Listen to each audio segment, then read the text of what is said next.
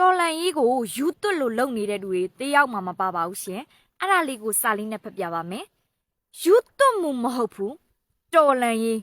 ယူသွတ်တယ်လို့ပြောနေကြတယ်ဟုတ်တယ်ကျွန်တော်တို့ယူသွတ်နေခဲ့ကြတာပဲ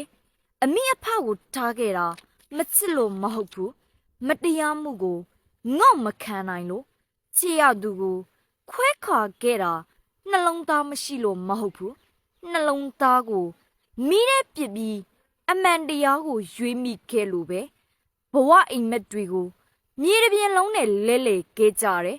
အေဂျင့်နဲ့ညတွေကိုတနက်တန်နဲ့အစားထိုးခဲ့ကြတယ်အဲ့ချိန်မှတော့အိမ်မက်တွေမမြင်မှတ်ဘူး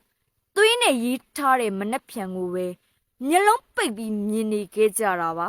စားတောက်ချိန်မှာအစမဟုတ်ဘူးဒေါရကိုမြည်နေကြတာအာနာရှင်ပျောက်ရမယ်ဆိုတဲ့မီးကိုတောက်နေကြတာပါဗျာ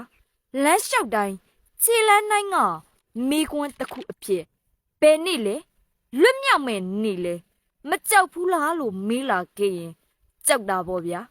ဒါပေမဲ့ကြောက်စိတ်ထက်ကြီးတာကမတရားမှုကိုမုန်းနေဆိုတဲ့စိတ်ဒါကြောင့်ငါတို့ယူနေကြတာမဟုတ်ဘူးငါတို့မိတော့တွေဖြစ်နေခဲ့ကြတာပဲမိတော့မကြသေးတဲ့၍အမောင်တုကအနိုင်မယူနိုင်စေရဘူးမိအဖြစ်နဲ့အဆုံးထိတောက်လောင်မယ်ကြည်တမ